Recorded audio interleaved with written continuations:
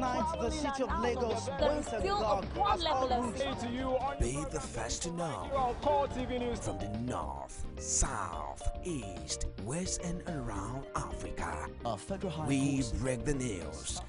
One Nigeria. Now you can catch all the actions live as the news breaks. We are Core TV News. Welcome to Core TV. A 24-hour news station. Good morning and welcome to Core Digest. I am Martins Dixon.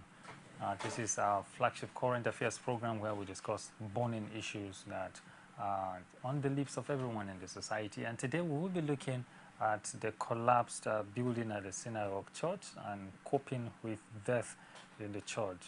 Synagogue building collapse and the aftermath of the collapse and how the whole thing is being contained, and the effects on the people and what the government is doing to the rescue efforts and every other thing that has been happening. I have a guest here in the studio who will be helping us out with our discussions. He is a public affairs analyst and his name is Olabode Oseni. Saya, welcome to Core Digest. Thank you very much, Martins, and pleasure being here today again. Thank you for being here again. Let's start on this note. How did you receive the news of the collapse of that building? Any act of any form of accident, even the one you have in your house, is not a good sign. Is not a good thing. So the collapse of the synagogue that belongs to the guest house that belongs to the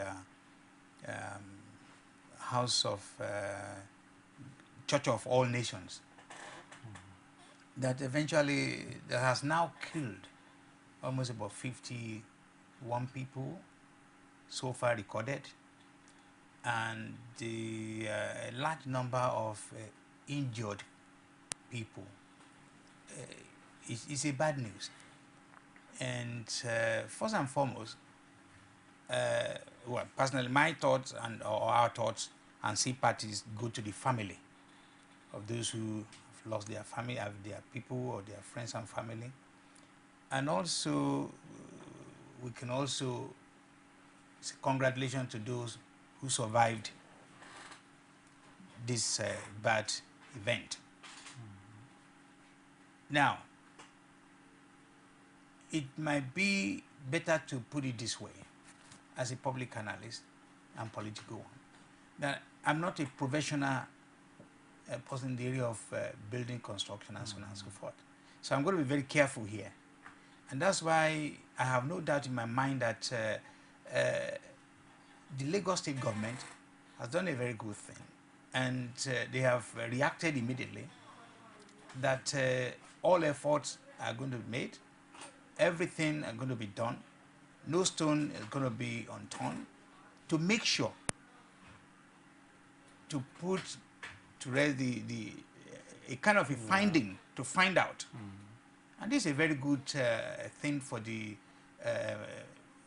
governor of Lagos State, who has always very proactive, anything like this. And I'm saying this not because of anything, it's just because of, you can see any little thing like that. And also to some of his commissioners, even the past one, have reacted that things like this cannot continue, because if you look at the series of building construction collapsing, it's becoming alarming. So something has to be done. And again, I'm very happy that the government has reacted to this. Now, the building is by the number of casualties that came, definitely shows that the building has a lot of people, and I think that is why we have that large number of casualties. Do you think that the building probably could be accommodating much more than it should? Martin, that's exactly what I started with my opening speech, that I am not a structurer or a civil engineer or whatever. And my knowledge to answer that question is going to be limited, but I'm able to comment on the public and the political settings of the whole thing, and the other area of concern to the public.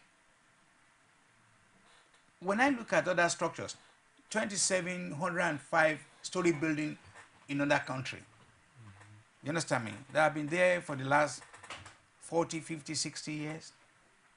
The question is, how much do we look after our properties or buildings and so on and so forth? Do we do enough? As you can see, it is on record, the track records of Nigeria as a whole, that we pay more or less little premium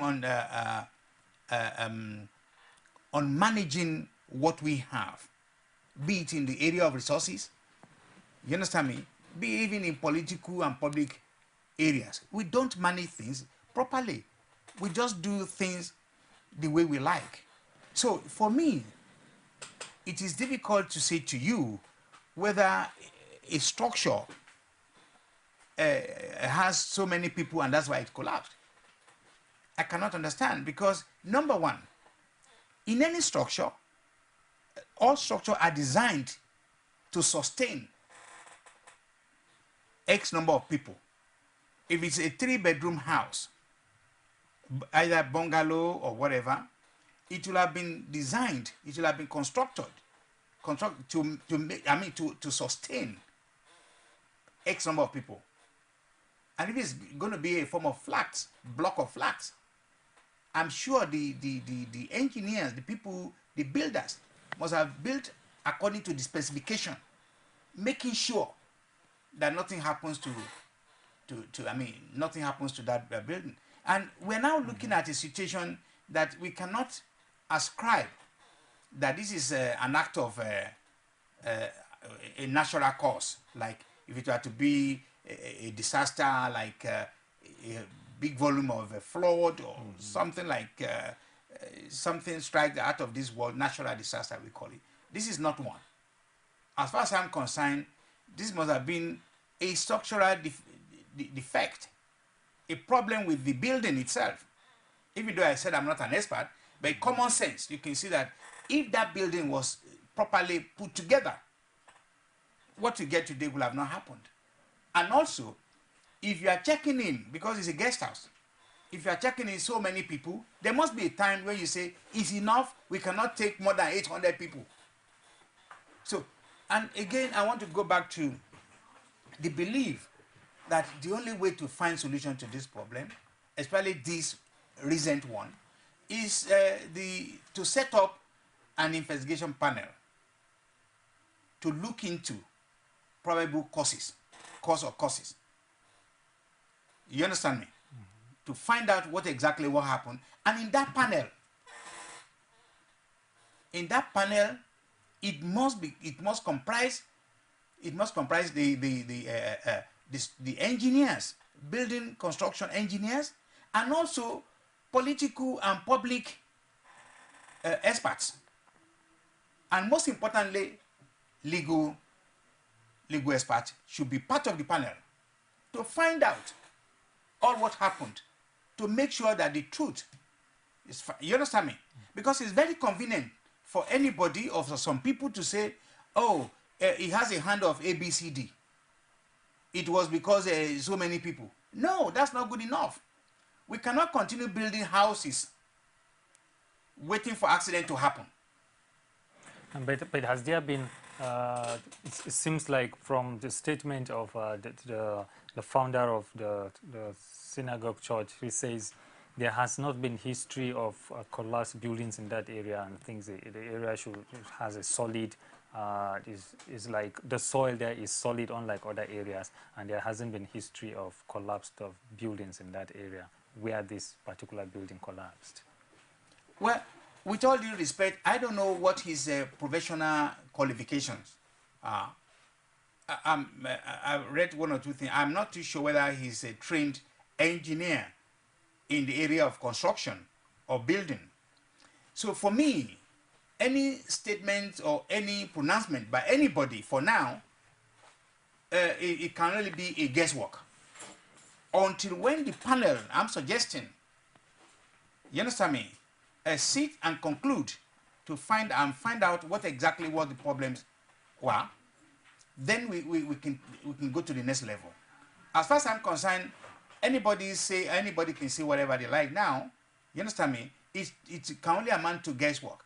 So whether the area is good for ABCD or it's not good for whatever, the argument here, what the panel should find out is to achieve. I mean to find out whether the building itself we are talking about has shown some defect before, because those are the things that the owner of a building should regularly every year to monitor, to check. That's why you have a structural engineer that should be called in once or twice every year. You understand me? To check all these things. We are talking of human beings there, and also a place like hotels that are regularly used by large number of people. You cannot leave it to God is on our side. You cannot leave it to the belief, you understand me, of either a particular branch of religion and so on and so forth. Because, like I said, in other civilized countries, in other civilized parts of this world, regularly buildings are monitored like you monitor your computer and some other things. You monitor your children. Now, do buildings usually show sign before collapse? Do they show sign of? Again, because we're talking to the whole world, and yeah, this is because really I do not want to. You are talking about regular checks, yes, or signs. Common so sense. That's why I'm asking whether yes. buildings show. In the process of checking a structure regularly, you can now find out. The experts can find out whether there's what we call subsidence or something is bending, or there's a crack or whatever. Even in your own house, in your own bedroom, in your kitchen, in your toilet or whatever, once you see a sign of a crack or something, you must call expert to come and have a look at it. Is that all right? So, if it's a business of only wanting to collect money, this is not only for synagogue. This is for everywhere. If it's only for business of letting out shops or letting out bedrooms and whatever and go away, that is not acceptable. We cannot do business like that. This is the message that I believe Lagos State government is sending. I'm not speaking for Lagos State. I believe, and that is why I have no doubt in my mind that a panel must be set up immediately. Now, how will this affect lives, actually, or the living condition of people around that area, the aftermath of this collapse? Well, again, like I said, when you have, I'll call it even a disaster of this magnitude, because one person killed is even too many. Not to talk of 51 people. And over 60. And over 60 now by the last count. And then you have 100 and something people, and we did not even know how many more are left there. So, of course, the impact in the economy, the social, cultural element of the area is going to be enormous. But the point we should be talking about here today is everything to avoid similar occurrence in the future. Because this has already happened. Yeah, you're talking about avoiding a future occurrence. We're going to dwell on that. But is this going to have an effect on the people, the life of the people around? It will. Okay. Now, before then, we're going to talk with Femi Osanyitolu, the general manager at LASEMA, Lagos State. Okay. Let's hear his own view as an expert in emergency. Good morning, Femi Osanyitolu. Good morning. Yeah, thank you for joining us on Core Digest. Yes. Now, what is the situation like around the synagogue building right now? I know you've been involved in rescue missions and other things. What's actually the situation on ground now? The rescue operation is still ongoing, and both rescue and recovery operation is still ongoing. We are on top of all our challenges, and with the combined team of all the stakeholders that are important in managing emergency, we have already rescued 131, and they are receiving adequate treatment in our hospital, in our facilities. However, it is pathetic to note that we have retrieved 67 bodies.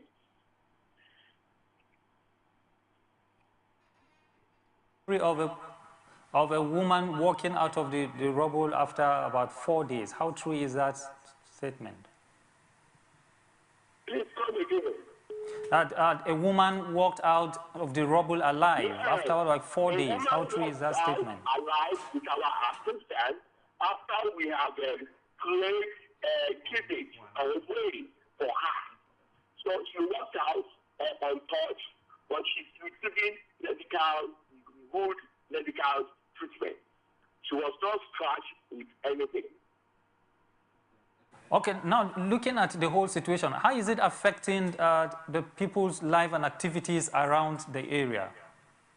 Well, we are told that it's affecting the whole state. It's not only the people in that area that is affected, but because His Excellency Mr. Babasiwaju Fashola, the executive governor of the state, is on top of this. It did not allow the social economy of the state to be disturbed.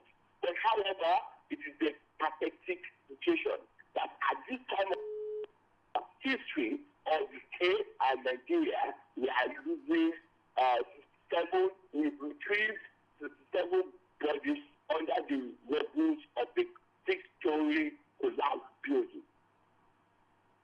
Now, have there been leads on what caused the collapse so as to avoid future occurrence? Have there been any signals? We need to be very, very careful at this junction. We are still carrying a rescue and recovery operation. Some people have lost their beloved ones. We still need to pass message to them. Some of the people that died, some of them are foreigners. So we still need to carry out a lot of post-mortem on what is going on. So what we are doing by the time we finish our rescue recovery operation, we will commence the comprehensive investigation that led to the collapse building. All right, thank you, Femi or Sanyutolu. We'll get back to you if there are any information that we need concerning the rescue situation and the collapsed building. Thank you very much. Now, we just heard from the General Manager of the Lagos State Emergency Management Agency, that's telling us about the situation there. Now, like I was saying, you see the large number of people involved, 131 injured, like he's saying, and then 67 bodies are recovered from that rubble. Now, psychologically, the kind of effect or fear that is going to have on the people, especially if this kind of thing happened in a particular environment, you know, the people within that environment. Now, what measures and cautions should they take? And that's why I think what Mr. Osanyitolu is trying to say, that knowing fully well the impact, which is 95% of it is going to be traumatic for all the people around and even the people that are involved. Because you can imagine if you and I are to have friends and family or relative that is involved in that kind of thing, what we'll be going through now. And that's why I'm also using this opportunity to appeal to the government to set up as quickly as possible an arrangement, a kind of arrangement to look as to how, in conjunction with the church, you understand me, how to look after the people that are involved, the friends, I mean the family of the bereaved ones, and the family, or even for those ones who survived. So that is a common thing. And it's also, of course, there is miracle in terms of people surviving a situation like this. Yeah. Because in Beijing, how many years back, there was an 88-year-old woman that survived a earthquake after so many days. So you always get that kind of thing. You understand me? But what is important now is what the arrangement is in place to care for those people who are involved. Like Femi said, they adequately been taken care of. Which is good. Medically, Good news, those has been rescued, and then those bodies are still being evacuated. Yes. But we're talking about the livelihood of the people around that area. Now, the fear and the trauma that they're going through. We said that. Don't forget, how could they be taken care of? Those set of people? Because as you can see, ordinarily, when there's no trouble, when there's no problem, the majority of our people, Nigerians, it's amazing to find out that almost 95% of Nigerians are traders. 95%. I can say that with authority. Everywhere, there's an area that is not connected with shops or stores or whatever. And even you find a room that's supposed to take about 2 or 3 people, you can come out with about 10 shops. You understand me? As narrow as a toilet. So, if this kind of problem happens or disaster happens, it's going to affect the economy of the area. Because as you can see, the buoyancy of the church, of the guest house, people coming and going, they patronize the economy, the business of that area. So this could be the #1 major problem that one can say is going to affect the economy of that area. There's no doubt about it. That place is a very busy place. You understand me? And it's 24/7. So really and honestly, while this business of unravel and the business of removing bodies and until when that place is, if hopefully allowed to reconstitute or to be constructed, there's going to be an adverse effect on the economy of the area. No doubt about that. Now, the president of South Africa, Jacob Zuma, said the nation is grieving, and he said that 67 of the nationals from South Africa were dead in that. Now, internationally, what kind of effect or impact will that have? Again, I can say this to you, Martins, that other countries who have lost their citizens or their people, they will send all necessary machineries. Machineries will include people to come and find out for them. And this is the beauty of other countries that I know, that they will do everything possible to find out what are the cause or the causes. You understand me? More so when it's an issue of a building that collapsed. They will send agents, they will send people. They can even hire people locally here to do that job for them, to find out. So if it's going to lead to getting the synagogue business, guest house, the owner, to pay compensation, they will go to that extent to get compensation paid.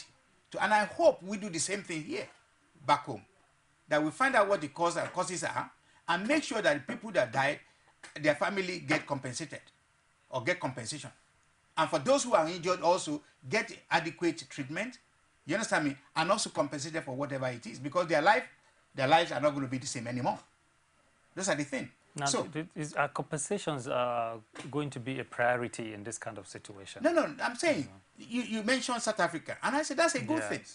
Because South Africa, as it is now, they are grieving with even the people that died in Nigeria. And I hope we do the same thing, because I have a long list of situations in my hand, where we have people that are either illegally jailed or people who are in different prisons of this world, and we do nothing about them. Or we hear there's a disaster in another country, our people died, and we do not do anything about it.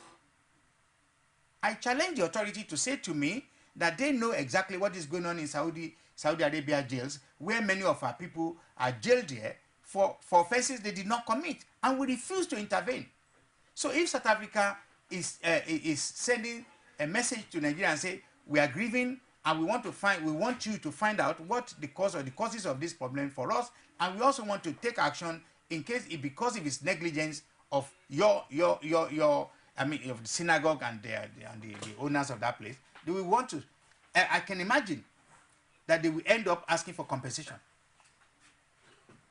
Now, all right, away from that now, how will public buildings that accommodate a lot of people be actually taken care of to avoid this kind of scenario when a collapse like this happens? Because public buildings actually will give a large number of casualties, just like we see in this guest house. Now, what should be done to avoid this kind of disaster in the future? You're dragging me back to the same question. Yeah, what should be done? I can only use common sense here. Because like I said, I can only use common sense. Yeah, and the common sense is from experience I have.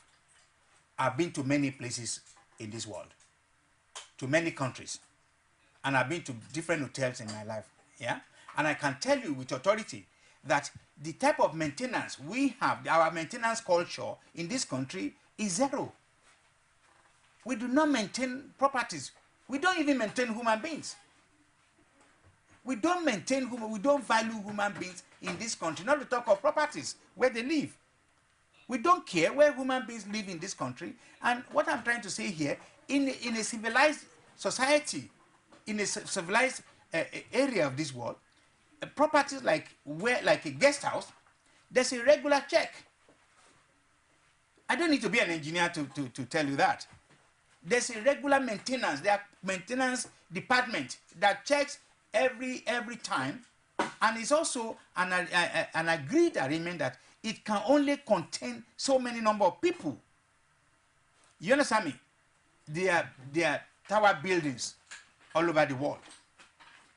CS Tower in Chicago that is about 100 and something levels. At given time, probably they've calculated that there can be 20,000 people. So that place is constructed for that, and they are regularly monitored.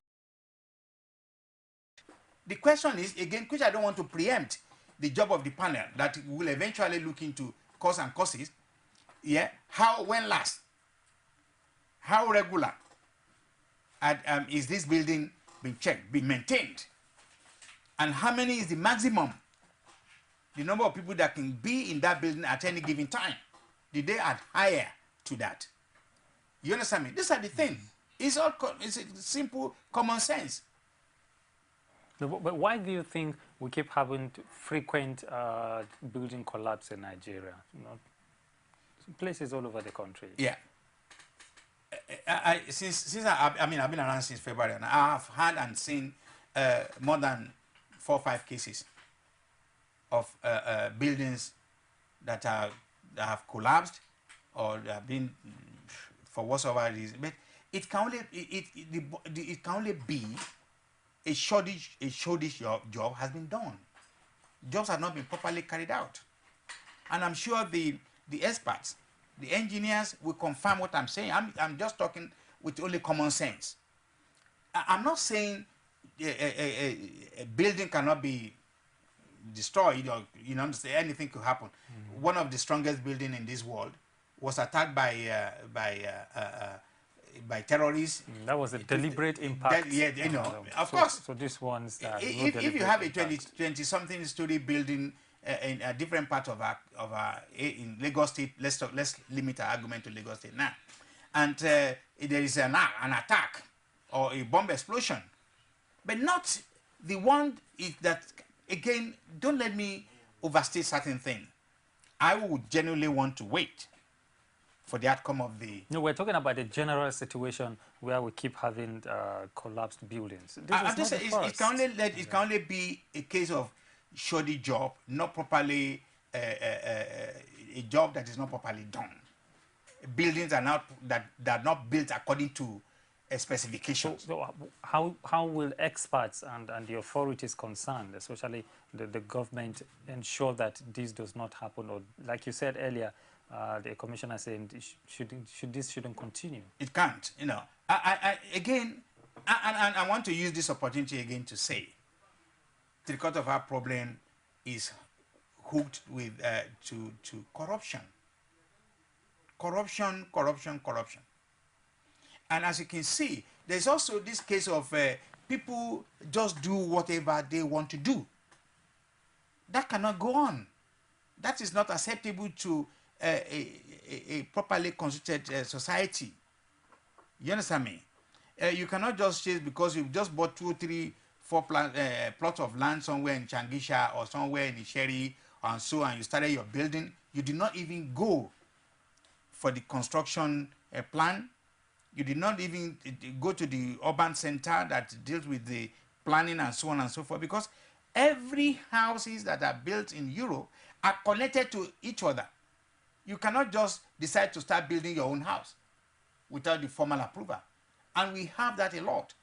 And even those who want to put some form of data on the blocks of their houses, block 3, something, blah, blah, blah, approval, so and so. If you look deeper into it, probably they've gotten that detail, just they put it there just to scare you away. But the reality is they've gone to bribe their way. Once they get the CFO, once they get the approval of the ownership of the land, they just bring in builders. And most of the builders are not qualified builders. They are not trained builders. As far as they are concerned, it's just to dig, make a foundation, put the blocks together, and raise it up to 11. I'm decking my house. Oh, I have a 4 or 5 bedroom houses. But are they being built according to specification? Are they being built according to the laid down rules and regulations? Are they being connected to other area of services and so on? No. Now, when you said some houses, most are not built by trained and expert builders. Now, why would someone want to take somebody who is not an expert to build a house he's going to live in? Very, very, very simple answer. The simple answer is also part of the situation which we find ourselves in. And again, I want to use this opportunity. Now, what are those situations? The because situation is the dangers inherent in that should the situation we find ourselves in is because of very little, not enough accommodation, not enough housing arrangement. And that's why I think Lagos State is doing very well. They're doing all the best they can by providing all these new, because I 2 or 3 days ago, I was driving through Alimosho and I saw new buildings and I said, wow, beautiful. But they need to do more. Governments, state government, federal, they need to do more by providing. You need to provide our people, basic amenities. One of them is accommodation, a shelter over their head. You understand me? A roof that they can say this is their house. And again, when you look back, the situation of housing in this state, for example, many years back, even during the time of Jakande, that he was able to build, even they might not be the best of kind of a structure, but he was able to put some structure together that many people take advantage of. They got it or bought it, and today they are millionaires. But then in the process, they have been double the number of population. So government should continue to be proactive in terms of providing more and more. So the answer to your question is, if someone who has no accommodation, someone who has only all his life been a tenant and very close to the gutter, somebody who has always been a tenant in a place that he has no life, so managed to get some money together, and now he is able to go towards around the Sherry or somewhere around Berekodo or whatever, and Shangisha, I'm sorry, I keep using the same, or a solo area, you know, and be able to buy a plot of land for X amount of money, you understand me? He will start building it. But not to say that there are also a set of people who have 800 million to buy a plot of land.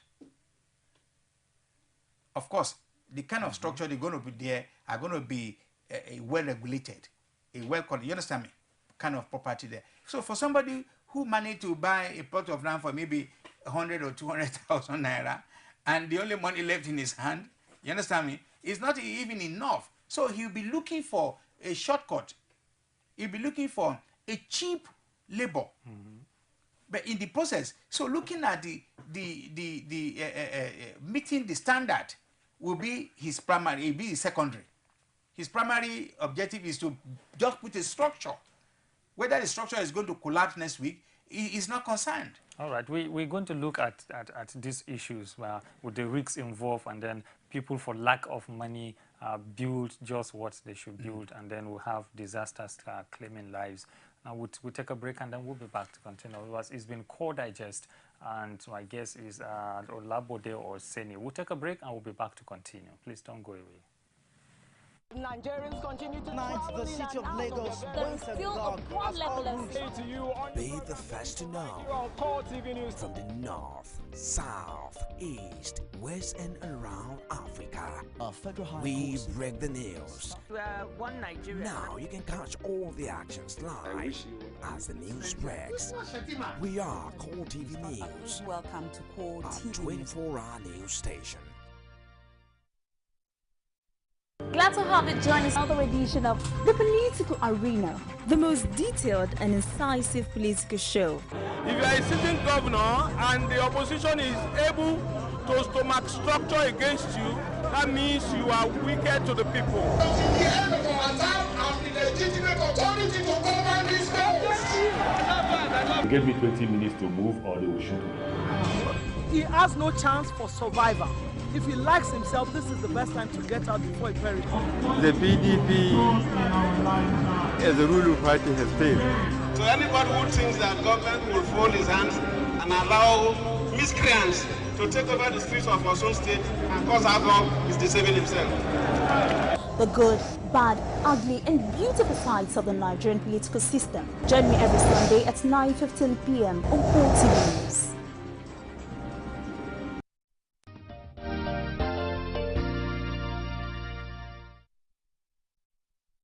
Welcome back. It's been Core Digest, and we're talking about the collapsed synagogue building and the lives that are affected by that disaster. And also looking at other buildings around the country that also have collapsed in the past and how to avoid future occurrences in collapsed buildings in Nigeria. I've been talking with Olabode Oseni, who is a public affairs analyst, and we'll be looking at the effect of such disaster on the life of people generally. Now, we're looking initially, before we go on break, on why people just put buildings together, even knowing the inherent disaster in not following specifications and not building it to the strength that it's supposed to take. Now, still one amazing aspect that I'm still pondering on is when you know you put up a substandard structure and it could kill you and the lives of your family and other people, why would you still go ahead to do that? I think the primary answer to that Why should I step into where I know that but it's I going to think kill the answer to that can only be the need of that person. But does it supersede the life? Again, like I said, when you're dealing with somebody who is genuinely in an acute situation, who has nothing, who has family to look after, and also need accommodation, and there's no provision for public or cheap accommodation around, it now becomes a problem for him or her to just go and find a place to live.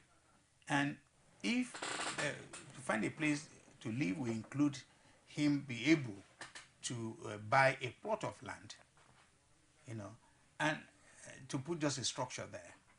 Because also, I think in Nigeria is one of the countries that has more properties that only built to the decking level. There are more houses that never go beyond the decking level.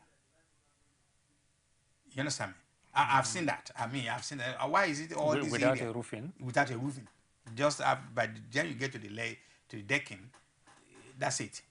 Because as far as this person is concerned, just below, you understand me? Below the decking, all he needs to do is just to have 2 or 3 rooms there. And our housing scheme need to be addressed. The housing scheme of this country is very, very poor. And if you look at what the present government administration is doing about housing, if that had been replicated, do you understand me? Right after Jakande, probably we'll be laughing today. We'll be talking something different.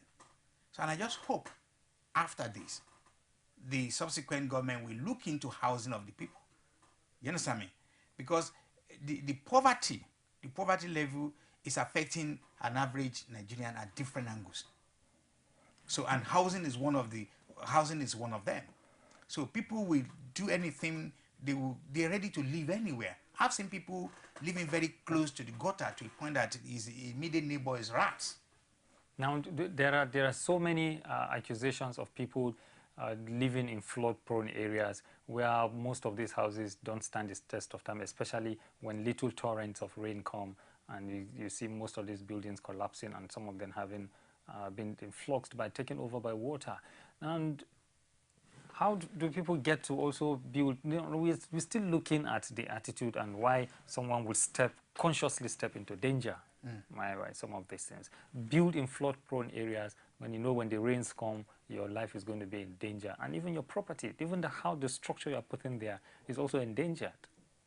Well, let's look at it holistically here. You're looking at a situation, like I said to you, many of our people do not have accommodation, do not have a house. Now, is that why why authorities just turn a blind eye and see, just let them build? Most of the time, I'll come to that. Most of the time, you find most of these people going outside the encashment area where the government can see immediately. You understand me? They just encroach. They just go to places. They just go to an area and from nowhere. And a typical example is right in front of you here. I have made inquiries to find out that why are people getting killed every day on this Ibadan expressway? Why? And the answer given to me was like, those areas are not supposed to be populated. They were earmarked for agric. You understand, agri purposes. So they're not supposed to be houses there. But from nowhere, houses sprang up. But again, the question is, are these houses approved by government of Ogun or Lagos State? The answer is probably going to be no. You understand me? And I also remember that I've used this medium here, appealing that Core TV should use the good offices to at least appeal to governments that are in whether Lagos or Ogun State to provide pedestrian bridges. Why am I going there? I want to go there that it shows clearly that a lot of things are wrong with us, with our system, with governance in this country, that our people are not being contained. They're not being well managed. So people will just choose to do whatever they want to do. They go to places. I bought a land somewhere around the town. So as far as I'm concerned, I will just bring in a cheap labor there. If this, once it is noticed that a structure is springing up, government to the town planning, the Ministry of Housing, Environment, and so on and so on, should go there to make sure that the planning permission is sorted, the building arrangement is according to the building laws and regulations they adhere to. You understand me? Then you can continue. But because of corruption, why even wait to start before continuing? Aren't these regulations supposed to be in place before you even lay the first block? That's another problem that I think, if you are pushing me to say that, that is also another problem that is connected with the primitive arrangement that is still ongoing in this country, where the so-called group of people are known as homoniles. They just sell the land to you. Now, government is doing better now by making sure that even the homoniles are being contained to show proof, and to only show proof is to show the plan. You understand me? So the plan can be seen that it is properly belongs to them and is developed.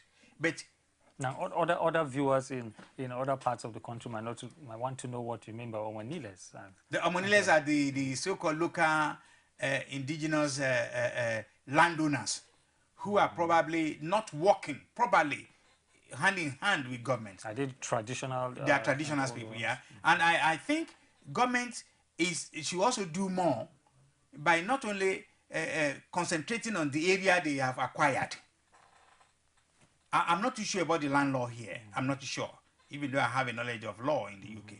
But I don't know whether all the lands, you understand me, all the lands in all the states, and all different states belong to the state first. So the Omonile, the so-called indigenous landowners, will now have to come and prove, and then it can be allocated to them only on conditions that they meet the following condition before they can even resell. I don't know whether you understand what I'm trying to say here. If that is done, then, if you and I go now to Ota or Songo or somewhere, Unipano or whatever, buy a land, we cannot continue, we cannot start any building there unless we get approval from the Ministry of the Housing, Planning and Social Authorities. Okay. And we will have to build according to the laid down rules. But irrespective of how you get the land, irrespective of where or from whom you buy the land, aren't you supposed to get a standard approval and permission on the kind of structure and the strength of structure that should be put on that land by the regulatory bodies? I have no doubt in my mind that we have all that. But why are they not enforcing? Why are they not working? It all boils down to, again, the argument of corruption I'm talking about. Because the nearest authority to the land you are talking about around this area are the local governments. And there must be, I'm sure, I have no doubt in my mind that in the local government there's a department dealing with a land and housing. And if the land and housing have staffs, they are trained staffs, you understand me? You understand me? And a form of a policing agreement that once you buy a house, you cannot start building anything there. Even though your papers are correct, you've paid, you've done everything, you cannot start any construction there unless you get a special approval. And that even approval is not even good enough, Martins. It will have to be monitored, a regular monitoring arrangement by the local government to make sure that you are building your house according to the specification. And also, it is not even that alone. I have seen bad roads here. Their roads here are horrible. What is wrong with us? Why do we have to go on bad roads with nice cars? The roads is part of development. The road costs nothing. You understand? Whatever it costs, it can be charged. I've seen trailers using roads. I've seen cars struggling to do a journey of 25 minutes, doing it in 3 hours because of bad roads. These are also part of the culture. These are also part of the corruption we are talking about. So if a plot of land is allocated to you or to me, you understand me, we cannot start building unless we have the adequate or correct papers to do so, and also have the people who are qualified to start building. But as you can see, most of the structure we have outside the affluent area are being constructed by just anybody. Even a former hawker or somebody who was doing a buka business before, selling and buying food, can now turn to become a contractor. We had that in the 80s or 90s. But I'm really sorry to find out again that we're still not improving on that, apart from few state governments that are doing their best. And who is failing in his responsibility here? To a great extent, I'll tell you, we are all. But then again, the government should, I think the government, because you and I, we are not in government, it's the government that has its hands in everywhere, up to the local government. And if the local government is doing their bit according to what they are designed for, passes to the state government, and state government party to federal, we all be very happy. You know, again, do not let us forget that because of poverty, because of inadequate availability of housing for the people are now struggling to get their own house. And when they get their own house at a very far distance, they do not even care. Okay, let me ask you this question. Will you subscribe to the situation where someone who is able to acquire a land but does not have the money to build the kind of strong house to say that he should live in, should not be allowed to do that by the government? Yes, because at the end of the day, if it is found out that a structure is about to be built, in fact, they should be prevented. You understand me? There must be a mechanism to even avoid it, to prevent it. And that's what I was trying to say about the synagogue that collapsed, killing so many people, maiming so many other people, and enjoying so many other people. Both home and abroad nationals are involved. That's a big, big disaster.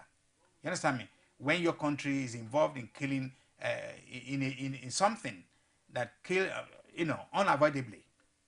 Because this is, as far as I'm concerned, it's not a natural disaster. I can say that, even not being an engineer. No, natural. The building just collapsed. So how isn't it natural?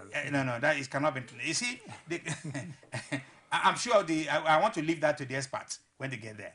You see, natural for me means act of God, where it is a heavy downpour and or something that is unusual. Not that because of lack of maintenance, because of lack of foresight to see that 800 people are supposed to be here and you're now trying to accommodate 1,600, double the figure. These are the problems. So going back to the issue of housing. Yeah. Housing, let me quickly take an example of what is happening in the UK. If you live in UK, there are more council properties. Even there are more council properties. And there's nowhere in the whole of England that you do not find more council properties. Council properties are designed for the poor people, even at different levels, at different categories. Mm-hmm. But the council property is number one thing the government of the UK makes sure that everybody is still not enough. So you felt if local government authorities should be building houses here, and it would have taken care of some of these issues. Correct. And again, if only we are doing what we are elected to do, where we are supposed to do or to be doing, there's no problem in governance. There's no problem in governance. We are the one creating problems unnecessarily. We are the one just by force we want to get power, and when we get the power, we're not using it to support, to create, to give good governance to the people. There's no problem in governance. I want to be challenged. I read political science. We are only the people. Yeah, there could be teething problem in terms of solving issues, making decisions. But in terms of using the power we have, if local governments were to concentrate in building low-cost houses, they will make a lot of money. People will come there, you understand me? And then you can make sure that at least there will not be illegal structures. There will not be structures that are built after a month or 2 months or even 3 years, it will collapse and kill the people. There won't be anything like that. And there can still be private people who want to build their own. You still get that in Europe.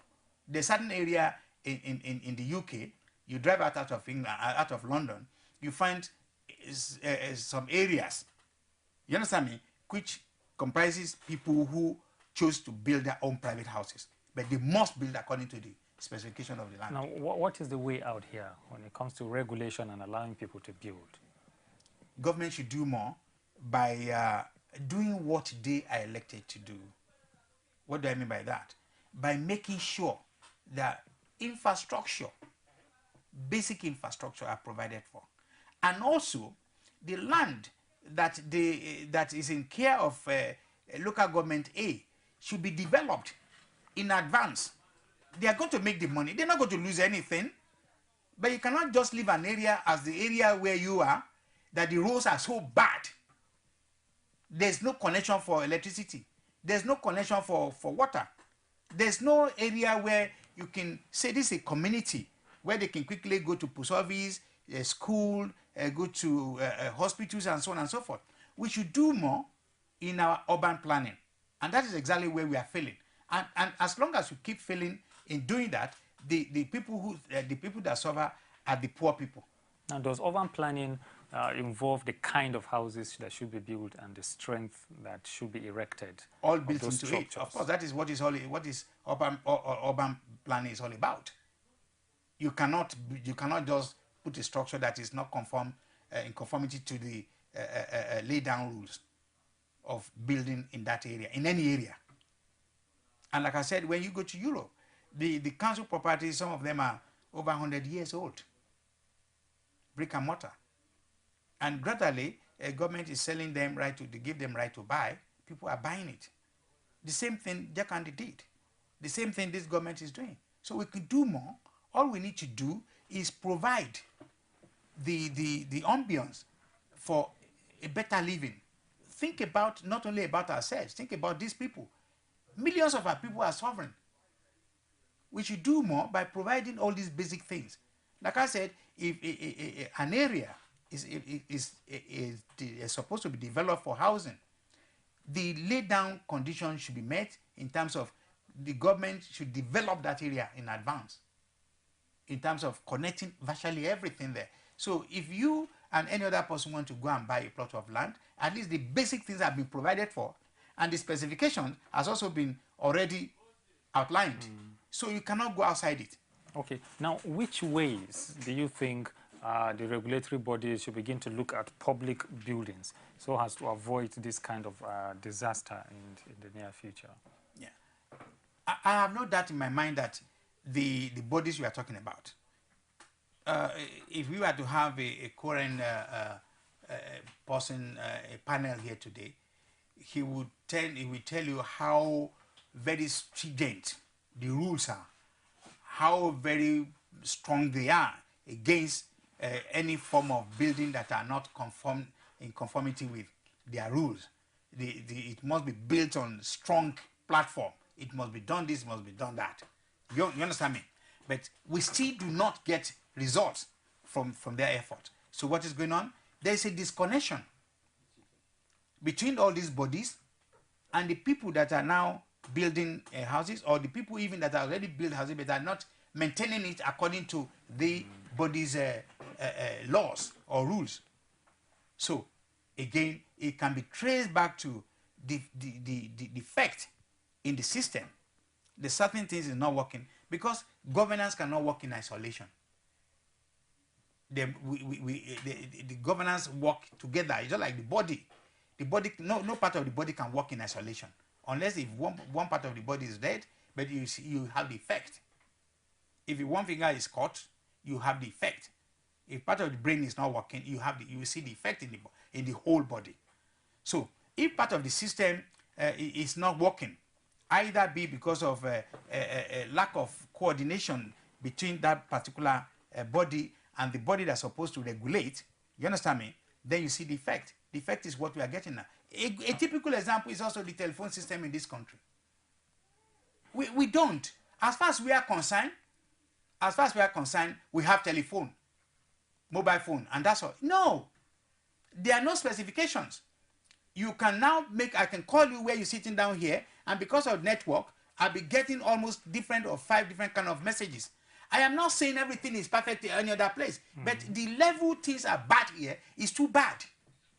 Okay, so now back to public buildings. My focus is on public buildings and how they could be regulated so that we don't have any more disasters happening in public buildings that would involve a lot of casualties, just like we've seen in the synagogue building collapse.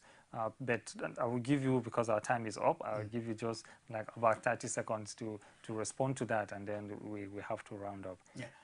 Public bodies like the public buildings. The public body regulating the buildings of our country should do more to connect not only with the other organization, but it should also do much to connect to make sure that any structure, any building that's about to be started must work according to the laid down rules. And there must also be a kind of a monitoring arrangement to find out that if any house is being built, there must be a kind of a spot check to find out to check and find out that if the building is being built according to laid down rules. As long as we have this disconnection, as long as it's only when the big people who are managing are sitting down in the office and do not care what is going on around Shagamu area, whether the property, the building area is, over there is not being built according to it, we will continue to have this kind of problem. So there must be a connection, not only a connection from the office, not only when you design the rules, the laws, the regulations, you must be able to follow it to letter to the least part, the most remote part of the country. That is when your job is done. All right. Thank you, Olabode, for being here on Core Digest. I appreciate you obliging us the opportunity to appear on the program. Thank you very much. Viewers, it's been Core Digest, and we've been looking at the effects and aftermath of the collapsed synagogue building. And discussing this today has been Olabode Oseni, a public affairs analyst. Thank you for being on the program. We will love to have you again tomorrow when we discuss another fresh issue. I am Martin Dixon, and I wish you have a blissful day.